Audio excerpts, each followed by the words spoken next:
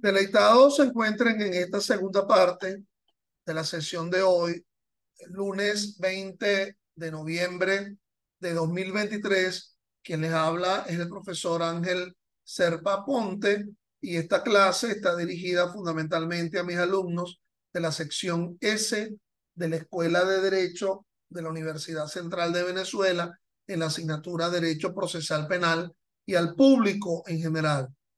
Clases estas que la pueden encontrar en mi canal YouTube, Ángel Serpa Aponte, a los efectos de encontrar allí mis criterios, pues vinculados a la materia y todos los materiales vinculados a la asignatura que estoy compartiendo. En esta segunda parte de la sesión de hoy, habíamos abordado las diferencias entre el sistema inquisitorio o el sistema inquisitivo en dos aspectos. Uno en el aspecto de la llamada titularidad de la acción penal y en otro en lo que atañe a los tipos de tribunales. Y nos correspondía ahora abordar la diferenciación entre las pruebas, el tratamiento de las pruebas en el sistema inquisitorio o inquisitivo y el sistema acusatorio regulado por el Código Orgánico Procesal Penal.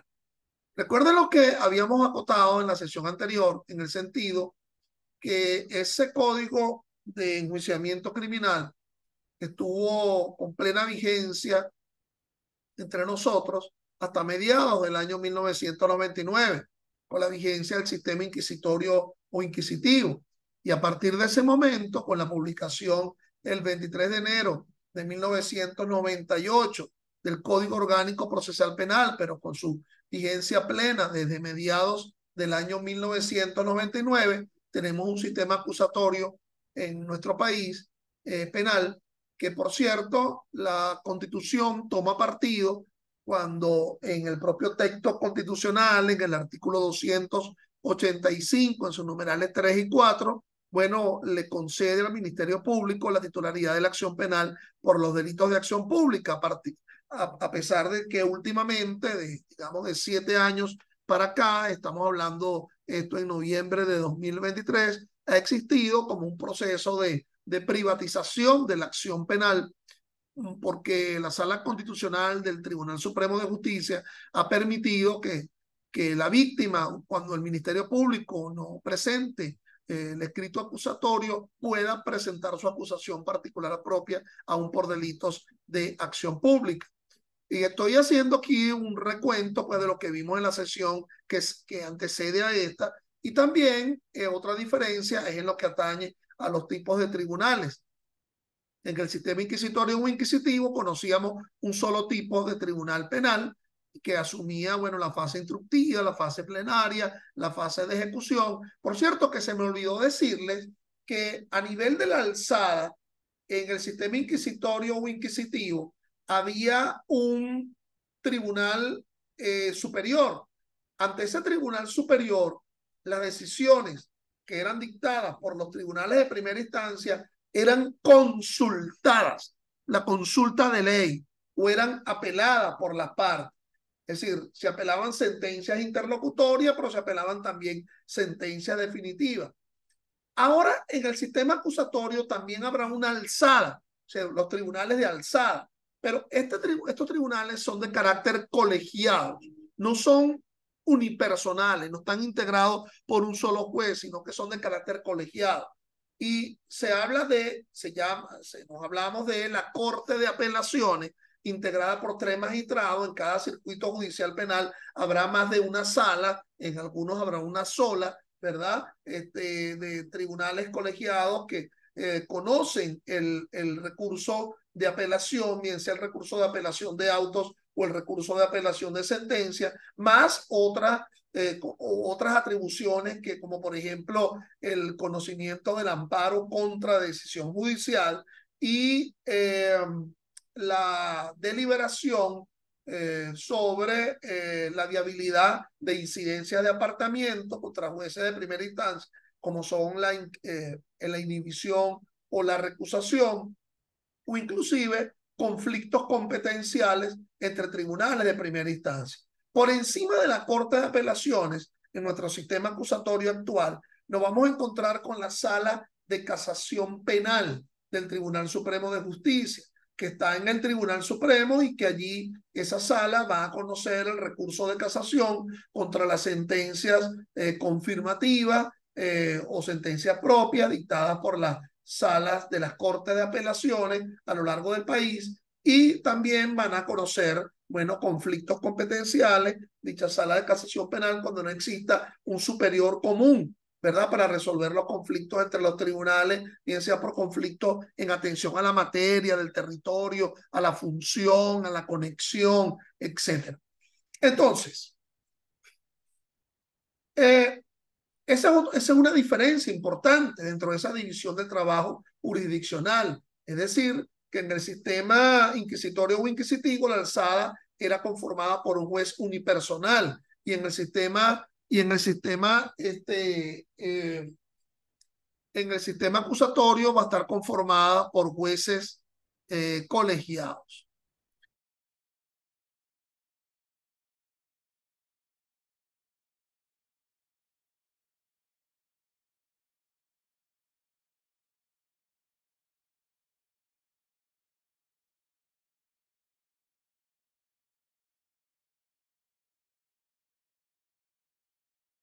Bueno, continuando acá, verificando esas diferencias, decía yo que hay una que es fundamental, que es con respecto al tema de la prueba. Vamos a abordar esto de una forma bien sistemática. En el sistema inquisitorio o inquisitivo había una especie de catálogo de pruebas, había una especie de elenco de pruebas, ¿ok? Para poder determinar la veracidad de los hechos. La veracidad de los hechos siempre va a surgir por la vía de una apreciación probatoria. Y entonces, de nuevo, no es que en un sistema inquisitorio o inquisitivo no había prueba y ahora sí la hay. O sea, pues ciertamente la prueba ha de estar presente en los dos ámbitos. Entonces, yo me preguntaba, ¿y yo podré probar un hecho, un homicidio, qué sé yo, con la confesión? Entonces yo acudía a la norma, al código, y aquí encontraba que me decía, la confesión es un mecanismo de prueba, hace plena prueba del cuerpo del delito y de la culpabilidad. Y yo me pregunto, no, pero es que no tengo a nadie que haya confesado, y el código me indicará, habrá la posibilidad de los testigos. Y entonces allí estaba la respuesta. Se decía, dos testigos hábiles y contestes me hacen plena prueba del cuerpo del delito y de la culpabilidad. Oye, pero es que a través de los indicios no tenemos pruebas directas. Y entonces uno encontraba dentro del código la respuesta, como una especie de catálogo. Entonces ahí lo indicaba y decía, bueno, los indicios siempre que sean plurales y sean encontrados en el propio proceso. Y uno se preguntaba, no, pero mira, y la experticia, y entonces uno encontraba en unas páginas de dicho código la experticia como prueba. Es decir, el código tenía un catálogo de pruebas a partir de la cual probar un determinado hecho. Eso existía en el Código de Enjuiciamiento Criminal. Ahora, en el Código Orgánico Procesal Penal, uno de nuevo se hace la misma pregunta y entonces encontraré eso como respuesta. Y el código me indica en el artículo 182 de dicho código que hay una libertad probatoria. Puedo probar prácticamente todo con todo. Es decir, como una fiesta bizarra, donde ustedes ninguno habrá asistido, ustedes con esa cara tan seria, bizarra, dije, bizarra, disculpe si dije bisagra, bizarra, donde alguien entra y aquel escándalo, y se apagan las luces, y bueno, y aquí vemos empatado iguana con cordero, y una cucaracha con un león. Es decir, fiestas extremas, donde un vale todo. Bueno, perdone la expresión, eso ocurre dentro del sistema acusatorio. Puedo probar todo con todo. Eso sí, la obtención y la incorporación de la prueba sí tiene que ser atendiendo a una pauta de ley. Es decir, yo podría probar un homicidio con la declaración de un menor de 15 años, pero para que se acepte la declaración del menor de 15 años, él tiene que declarar sin juramento, sin coacción. Yo podré probar la existencia de un delito con la declaración de la madre, del familiar dentro del cuarto grado de consanguinidad o segundo de afinidad del propio procesado. Pero para que ello se acepta, ella tiene que declarar libre de apremio y coacción. Yo podré probar si la violación ocurrió con el análisis de la prueba seminal, pero para que el procesado haya otorgado su semen a los efectos de ser analizado, pues tiene que ser de alguna forma que no afecte su pudor. Entonces, ahora nos encontramos con una libertad probatoria en el Código Orgánico Procesal Penal, en el COP. Prácticamente ponernos a analizar las familias de prueba, las familias de la prueba, de la confesión, del testimonio, etcétera, sería francamente irrelevante, puesto que tendríamos una libertad probatoria. Pero sí es importante seguir con el régimen de prueba en cuanto a la obtención, la incorporación, la aceptación, el desahogo y la apreciación de la prueba en el proceso penal. Pero ya no tenemos tan vinculado a una noción de un elenco de pruebas. El otro gran punto en lo que atañe al tema de la prueba es, de acuerdo a esa lámina, que en el sistema inquisitivo o inquisitorio, además de contar con ese elenco de pruebas, había una tarifa legal. Es decir, había una forma predeterminada de asumir el valor de la prueba. Y entonces, ¿cómo podría apreciar yo la confesión? Entonces ahí estaba, en el propio código, ya me daba una respuesta. La confesión hace plena prueba del cuerpo del delito y de la culpabilidad. Entonces ya con la simple confesión prescindiríamos de cualquier otra prueba. Aquello del testis unus, testis nullus, ¿verdad? No sería algo que involucraría el asunto, porque aquí no estamos hablando del testigo, estamos hablando de la confesión. Evidentemente que esta reina de las pruebas, como se decía en la Edad Media, esto podría tender a la idea de que si la confesión era obtenida a nivel policial, entonces la posibilidad de la tortura, de las iniquidades en la obtención de la confesión estaba allí a la vuelta de la esquina, y por lo tanto se aplaudía con mucho beneplácito el ingreso del sistema acusatorio, puesto que es necesario que la confesión, si es que se iba a dar, fuera en el propio proceso, es decir, ante el propio juez, es decir, en una audiencia, bien sea por la vía de la admisión de los hechos, artículo 375 del COP, o bien sea en pleno desarrollo de la audiencia del juicio. Y entonces uno se preguntaba, los testigos, bueno, y la norma me decía, 2 testigos hábiles y contestes hacen plena prueba del cuerpo del delito y de la culpabilidad. Matemática simple, 1 más 1 son 2, hábiles y contestes, es decir, que no están vinculados ni con el victimario, ni están vinculados con la víctima, pero además dicen exactamente lo mismo uno detrás del otro. Y me decía el código de enjuiciamiento, un indicio más una experticia hacía plena prueba del cuerpo del delito. Ahora no, en el sistema acusatorio que regula el Código Orgánico Procesal Penal, una sola norma, una simple norma, los 2 paticos, el artículo 22 del COP, es el que me dice cómo se aprecia la prueba. Y tú sabes que estos códigos deberían redactarse de forma tal que uno pudiera entenderlos, que uno pudiera leerlos, que cualquiera que lo lea pueda entenderlo. Y la forma, cómo se aprecia la prueba, lo indica ese 22 de esta manera. Se apreciará por la vía de la sana crítica, utilizando la lógica, la experiencia y la ciencia. Aquí comenzamos con un primer problemita. ¿A qué denominar sana crítica? ¿Verdad? O sea, una gente agarra un código penal y ve que intencionalmente diere muerte a otro, será sancionado de 12 a 18 años, lo entiende. Pero como un lego, como una persona que no sepa de derecho, va a entender el concepto de sana crítica. ¿Será criticar por criticar? ¿Será que el juez tiene que hacerse un examen de un perfil 20 y entonces allí ver si está sano?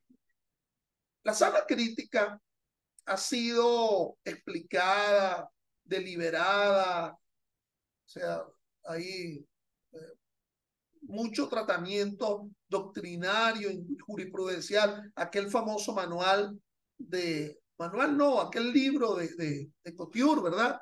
El gran eh, procesalista uruguayo sobre la sana crítica. Y entonces, y se ha venido acuñando la idea de que la sana crítica es que el juez tiene que motivar el fallo. Pues no, el juez tiene que motivar los fallos aun cuando tenga el sistema de la tarifa legal que estaba presente en el sistema inquisitorio o inquisitivo, donde había una tarifa predeterminada, como la había mencionado yo. El juez tiene que motivar de igual forma. La sana crítica es la potestad que tiene el juez de cuestionar la capacidad demostrativa de un determinado sujeto de prueba. Repito, la potestad que tiene el juez de cuestionar la capacidad demostrativa de un determinado sujeto de prueba, pero ese cuestionamiento tiene que ser un cuestionamiento no deportivo, no puede ser un cuestionamiento extraordinario, tiene que ser racional sobre la base de lo que han realizado las propias partes. El juez no puede ponerse a cuestionar, sino sobre lo que ya ha realizado en el ejercicio probatorio las partes. Vámonos con un ejemplo, a ver si me hago entender. Viene la madre del propio procesado e indica en el juicio. Yo lo que quiero decir aquí es que mi hijo Pedro mató a Pablo. Oye, si se va a apreciar la prueba, es por la lógica, por las máximas de experiencia y por la ciencia. Oye, no hay nadie más cercano a una persona que su propia madre. Tú te puedes enamorar con quien tú quieras, tus noviecitos de universidad que nunca esposos son, ¿ok? Tú podrás, pero el amor de una madre es una cosa fundamental, inclusive más que la del padre. Oye, no hay nadie que tenga un alto margen de fiabilidad de lo que está diciendo sobre otro que de su propia madre. Pero entonces yo le diré, mire señora, yo que soy el defensor del hijo de la señora, mire señora, usted no está obligada a declarar, usted la protege el precepto constitucional, la no confesión coacta que está en el artículo 49, numeral 5 de la Constitución. Yo sí quiero declarar porque yo sí vi cuando mi hijo Pedro mató a María.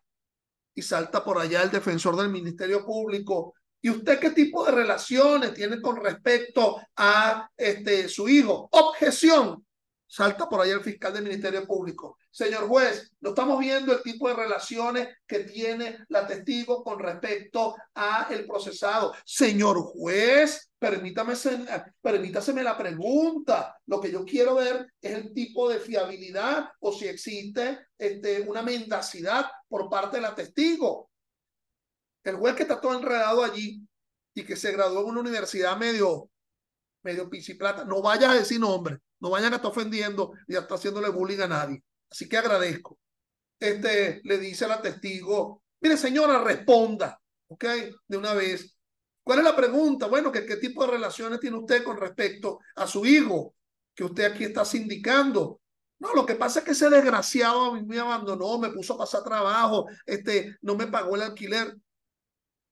De alguna forma se cae ese testigo. Te das cuenta cómo en la expresión sana crítica, la posibilidad que tiene el juez de cuestionar esa capacidad demostrativa. Y esa no es la única prueba, el testimonio. Podrá haber también un experto. Y entonces cada vez que le hacemos la pregunta al experto, el experto le mira la cara al fiscal. Y el fiscal dice no, y el fiscal y el experto dice no. Entonces, bueno, podemos cuestionar, ¿verdad? La capacidad demostrativa del propio del propio experto, porque la apreciación de la prueba se realiza en audiencia, no se realiza leyendo actos, leyendo actas. El juez está presente en el propio ejercicio de la audiencia, en el propio desahogo probatorio, en la propia realización de la producción probatoria. Entonces,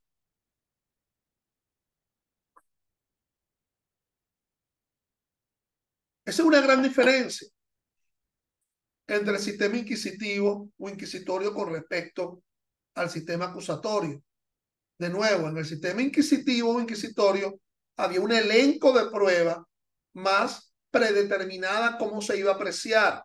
En cambio, en el sistema acusatorio nos encontramos con una libertad probatoria, con una apreciación por lógica, experiencia y ciencia, por sana crítica, no asignándole un valor en específico, como decir, ¿cuánto vale el testigo? Valdrá mucho más la declaración del testigo que la del propio procesado. Frente a un caso en concreto podríamos verlo, porque existen presunciones objetivas de falta de fiabilidad cuando alguien pretende defenderse o el otro pretende incriminar a otro. Entonces, bueno, los instrumentos de la que se dispone para apreciar la prueba es la lógica, la experiencia, la ciencia, la lógica, los principios de la lógica, lógica de los contrarios, lógica de los iguales, lógica por inclusión. Fíjate que en el caso antes mencionado había una lógica por inclusión, no hay nadie más cercano que la propia madre, pero también puede haber una lógica por exclusión. ¿Qué ruido habrá allí en esa relación en la cual una madre esté incriminando a su propio hijo? Por eso es que en las escuelas de derecho debería estudiarse lógica como materia aparte, no solamente dentro de la filosofía del derecho, sino lógica como materia aparte. Máximas de experiencia, que de noche se ve menos que de día, que el agua tiende a borrar rastros, que un niño cuando si el tema que se está ventilando es un supuesto delito contra la libertad sexual del menor, a fin de cuentas, contra la integridad sexual del menor, y está diciendo algo con su dicho, el niño no tiende a fantasear sobre aspectos vinculados a la genitalidad de un adulto, que si lo está refiriendo es porque de alguna forma hay un alto grado de veracidad de lo que está allí diciendo. Eh, y la ciencia. La ciencia de un peculiar tipo de sujeto de prueba, que es la experticia, el peritaje. El juez conoce de derecho, pero no sabe, pues, por ejemplo, un niño que a su más tierna edad indica que el mejor equipo de béisbol sean los Leones del Caracas. Ese niño tiene que ser tratado, evidentemente, porque ahí hay una tara y hay un problema, porque nos estamos olvidando, pues, de los gloriosos navegantes del Magallanes. Disculpen el mal chiste, en una clase que va a quedar para la eternidad en un YouTube. En todo caso, esa es una gran diferencia. Y a lo largo de este curso vamos a ir estableciendo, disertando pues sobre el tema de la prueba en el proceso penal. ¿Ok? ¿Aló? ¿Aló? Sí. Sí, sí. No, no, no, no, no, no, no. Ok, bueno. Eh, bueno. Eh, Vamos a ver las otras diferencias. Inmediación. Fíjense que en el sistema inquisitorio o inquisitivo se iban a apreciar los desarrollos en el proceso a través de las actas. Es decir, era simplemente lectura de actas. No había una vinculación inmediata con respecto a la prueba en una relación presencial. Había una relación mediata. ¿Okay? No había una relación, de nuevo repito, en una relación de inmediación, de presencia. Yo no tenía frente a sí al testigo. Yo leía un acta sobre qué declaró el testigo en sede policial o inclusive cuando la defensa quería ejercer sus pruebas de descargo, sus pruebas de defensa, entonces se habilitaba a un tribunal de parroquia, y en ese tribunal de parroquia se llevaban los testigos a declarar, y luego el juez de primera instancia penal iba a leer las declaraciones de los testigos que se realizaba ante el tribunal de parroquia, no frente a sí, y entonces allí iba a obtener su convencimiento. En un convencimiento, repito, por mediación y no en un convencimiento por inmediación.